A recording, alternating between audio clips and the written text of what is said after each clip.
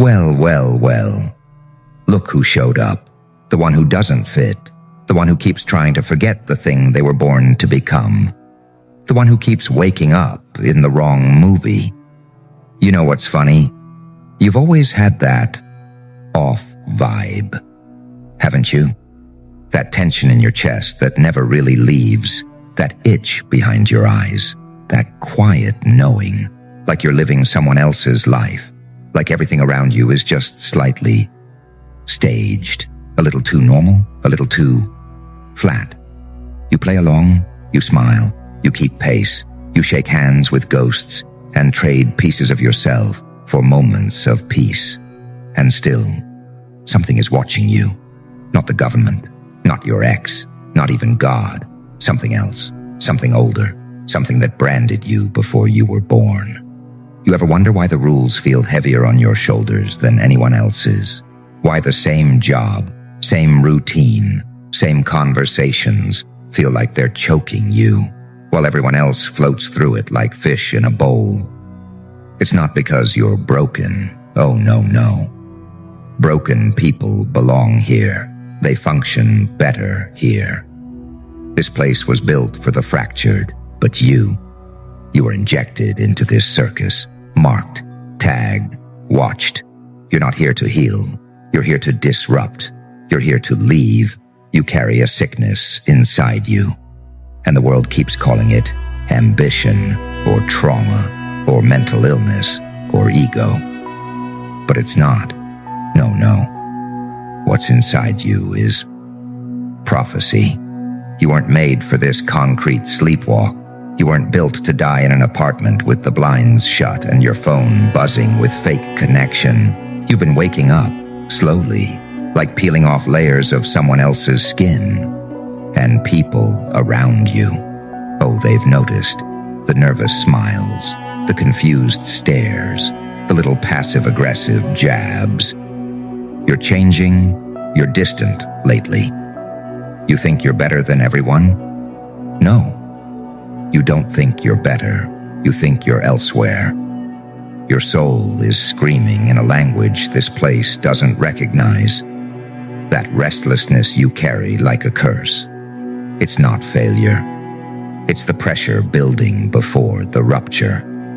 And baby, the rupture's coming. But here's the part that really messes with you. You don't want to leave yet, do you? You're not ready to burn it all down. You're still hoping, somehow, this all turns out to be enough. That maybe, just maybe, if you try hard enough, you'll finally feel home. Let me tell you something dark. You will never feel home here. Because you're not from here. You're not even for here. You're the glitch, the misprint, the flaw in the algorithm. And the ones who see it in you, they're terrified because deep down, they know you're contagious. Your energy infects the fake. It rattles their sleep.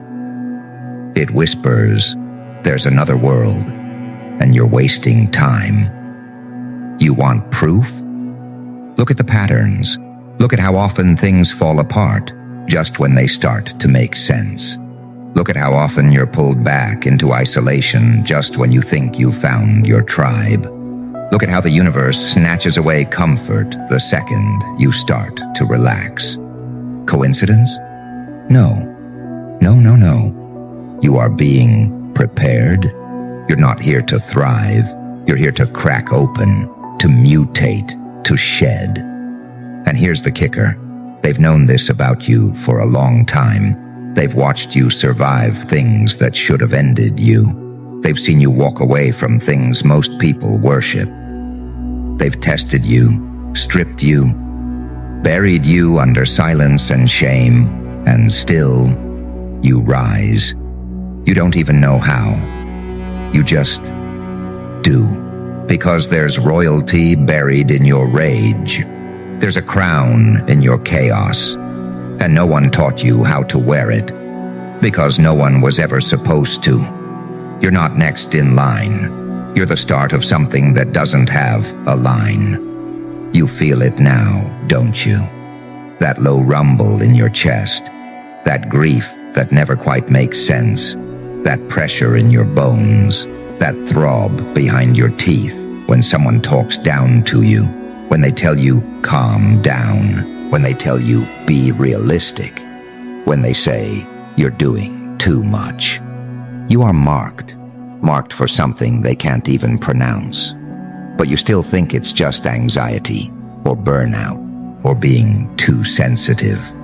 You think you're falling apart. No, you're falling out of this layer, of this program, of this cage. And it's not supposed to feel safe. It's supposed to shatter you. Because only when you're shattered do the pieces start to arrange themselves into something that was never meant to fit this place. You're not here to fix anything. You're here to outgrow everything. And yet, you still pretend. You still try to be the better person, to blend in, to shrink, to silence the thing inside you, screaming for more. But guess what? That voice, that ache, that refusal to settle, it's not going anywhere. It's only getting louder. Because it's not a flaw. It's the signal. And when it fully activates, they won't be able to look you in the eye again, because something ancient and unstoppable will be staring back.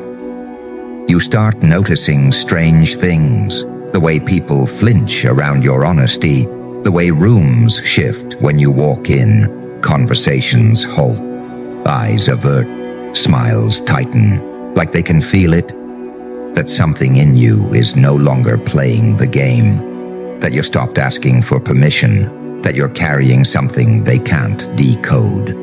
And still, you doubt yourself. Of course you do. They made sure of that. They built a whole society off of your uncertainty, off your compliance, off your desperate need to belong. They told you to be humble, but what they meant was harmless.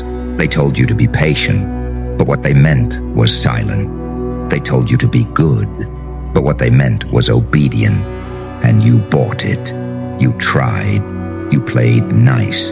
You watered yourself down so you could be digestible, palatable, likable. But truth doesn't bend forever. And the truth in you, it's breaking through like roots cracking concrete. Unapologetic, unstoppable. Ugly in all the right ways. You were never meant to be liked. You were meant to be felt. And the ones who feel you can never unfeel you. You stick to their skin. You live in their mirrors. You haunt their comfort zones. Because you are the reminder that something ancient and royal is waking up in the bloodline. And not everyone was meant to survive that awakening. There's a fire building behind your eyes. Not rage, not pride. Something heavier, older. It doesn't want revenge. It doesn't want validation. It just wants out. It wants to burn the falsehood off your name. It wants to speak in a voice that doesn't stutter. It wants to walk into every room like it was born there. Because it was. But you've been conditioned to wait. Wait for timing. Wait for signs. Wait for someone to tell you it's okay. They knew you were dangerous. That's why they trained you to question every impulse. Every time you felt the surge, they guilted you. Every time you stood tall, they shamed you. Every time you broke the pattern, they isolated you. But it's not working anymore. The shame is wearing off. The programming is breaking down. The poison is turning into power. And whether you're ready or not, you're becoming something they can't contain. You know how I know? Because the pain doesn't hurt the same way anymore. It's starting to feel like fuel, like direction, like rebirth. You're beginning to recognize the grief as a map, the isolation as a ritual. You're no longer begging for doors to open. You're building your own, not out of wood and nails, but out of truth, out of flame, out of everything they tried to bury inside you. And still, there's this echo in your head, that little whisper. Who do you think you are? That's their last weapon, that question. because they know the second you answer it, everything changes. The second you really remember what you are. There's no going back, because you've never been just human. You've never been just one of them. You were planted here like a detonator, a trigger for the new world, a living omen. And the funny part, you've been trying to fix yourself. But you're not broken. You're encrypted. You are coded in riddles to protect you from this place. But the lock's breaking now. The code is rewriting itself. The royalty in your DNA is waking up. You've always known too much, felt too deeply, moved too differently. That wasn't a mistake. That was the evidence, the proof. You weren't meant to carry on the legacy of sleepwalkers. You were meant to end it. You weren't meant to serve a system. You were meant to collapse it from within. And they feel it. That tension around you isn't coincidence. It's instinct. The crowd can smell a king who's forgotten his throne. They can sense when someone's rising, not socially, not professionally, but cosmically. They can feel when someone's frequency is climbing so fast, it warps the space around them. That's you. That's what this ache has been about. That's what the silence was for. That's what the isolation was preparing you for. You think you've been losing people. No, you've been shedding actors. You think you've been falling behind. No, you've been moving out of range. Because where you're going, they can't follow. They weren't built for altitude. They weren't meant to breathe the kind of air you're stepping into. And yes, it's lonely. But that loneliness, that's the price of the crown. The path of kings is never crowded, because real royalty doesn't beg for company. It walks into the void and becomes the light itself. You're not ascending into popularity. You're being carved into a weapon. You're not evolving into someone softer. You're becoming something true. And truth doesn't pander. Truth does not apologize for being loud, disruptive, dangerous. It just is, and you just are. They'll tell you you're going crazy, and you might believe them for a while. Because how else do you explain the noise in your skull, the sudden jolts of knowing, the moments you stand in a crowd and feel like you're watching from above your own skin? You walk through the same city streets, but they don't look the same anymore. It's like the colors have faded. The words people speak sound pre-programmed. You're surrounded by bodies moving on script, and you're no longer one of them. You thought you were losing touch with reality, but the truth is, you're losing touch with illusion. That feeling? The one that hums beneath your bones like a warning siren? That's the code waking up. That's the veil tearing. That's your old self bleeding out. You keep checking mirrors, hoping to recognize what's looking back. But your reflection's cracking, and something else is peering through. Not a monster, not a saint, a ruler, but not the kind they taught you about in history books. Not the sanitized version, not the ornamental puppet with medals and empty words. I'm talking about the kind of king that walks alone into storm fronts. The kind that speaks in riddles and laughs during lightning strikes. The kind that carries truth like a blade, dripping with everything this world tried to beat out of him. You think kings always wore crowns? No. Most of them wore scars. Most of them were hunted before they were honored. Most of them were burned at the stake of mediocrity before they ever sat on a throne of destiny. And you've been bleeding royalty in silence. Every betrayal you swallowed, every abandonment you absorbed, every moment you bit your tongue while your spirit roared in protest. That was the sharpening. That was the anointing. They needed you humble. They needed you tame. They needed you sleeping, because they saw the fracture in you, the place where divinity leaks through the cracks. They saw it young, that thing in your eyes that made teachers uncomfortable. That aura that made lovers obsessive and enemies irrational.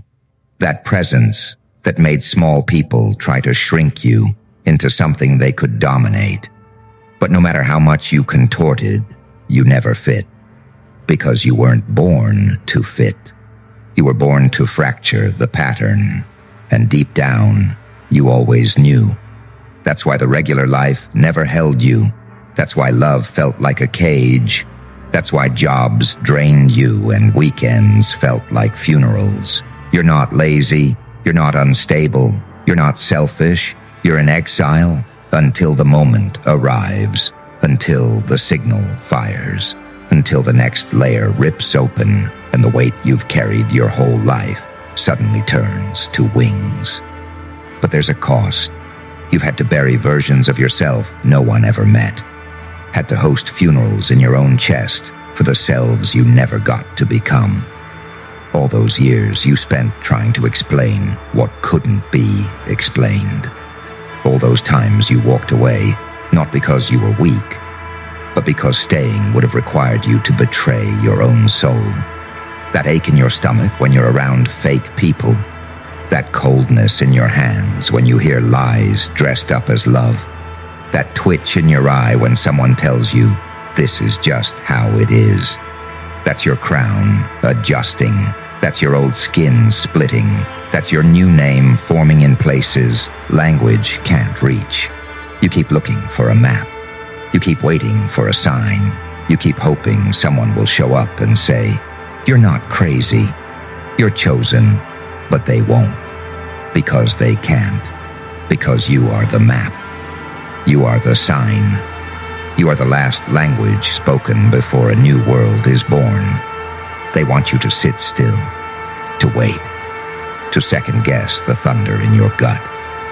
But every time you hesitate, the real you screams behind your ribs because the old self is dying and the death is loud and ugly and inconvenient. But underneath that mess, underneath the grief and confusion and rage and silence, there's something glistening, not a version of you, not a future you, but the origin you. The part that was never edited, not by parents, not by systems, not by trauma, not by the rules. And that part, it remembers not just what you came here to do, but what you already did before they wiped your memory with fear. You're not learning, you're remembering. And that remembrance, it's volcanic, it's sacred, it's terrifying.